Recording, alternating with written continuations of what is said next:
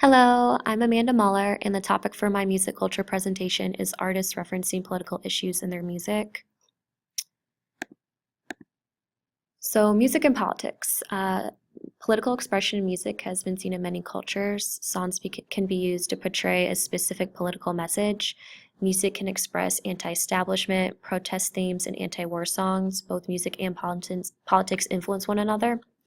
Political songs shape and reference their current context. They help understand history and events that inspired the music in order to fully comprehend the message of the music. The use of political messages in songs has been going on for a while, so I'm going to focus on the 1960s throughout today. We're going to start off with the counterculture era. During the 1960s and the early 1970s were known as the counterculture era. It was an anti-establishment cultural movement that influenced many musicians. To the left, we have Bob Dylan. He was labeled the voice of his generation. He understood the frustration that America had about nuclear disarmament and the civil rights movement.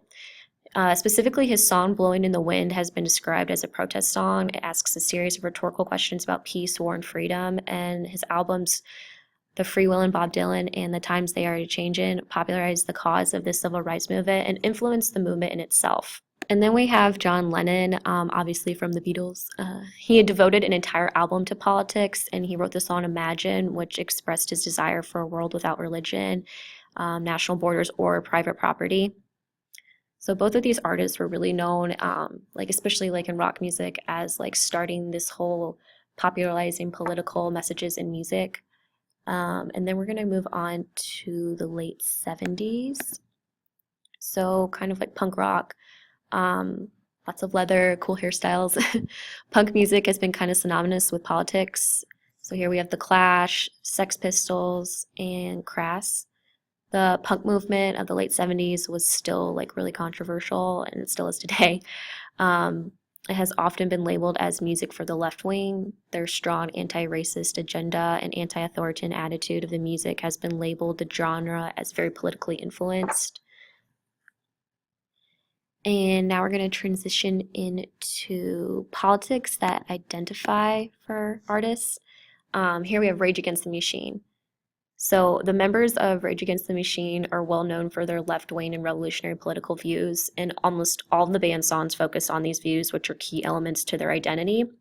Rage Against the Machine has voiced, they've always been really highly critical of domestic and foreign policies, especially of current and previous U.S. governments.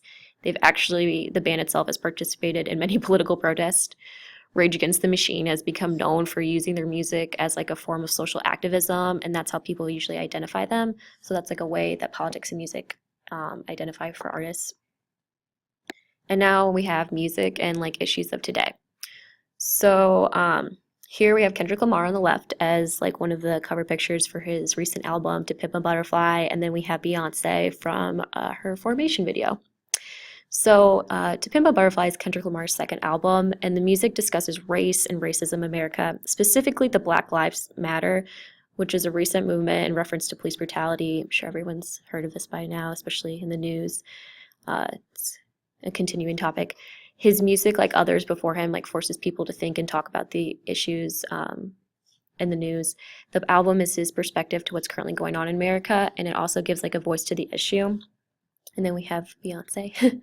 Her Formation video references police brutality, Hurricane Katrina, and Black financial power. I've seen a lot of Beyonce videos, and this is probably the most politically obvious video she's created so far. She's been known in the past for incorporating her opinions on feminism, Western standards of beauty, and capitalism in her songs.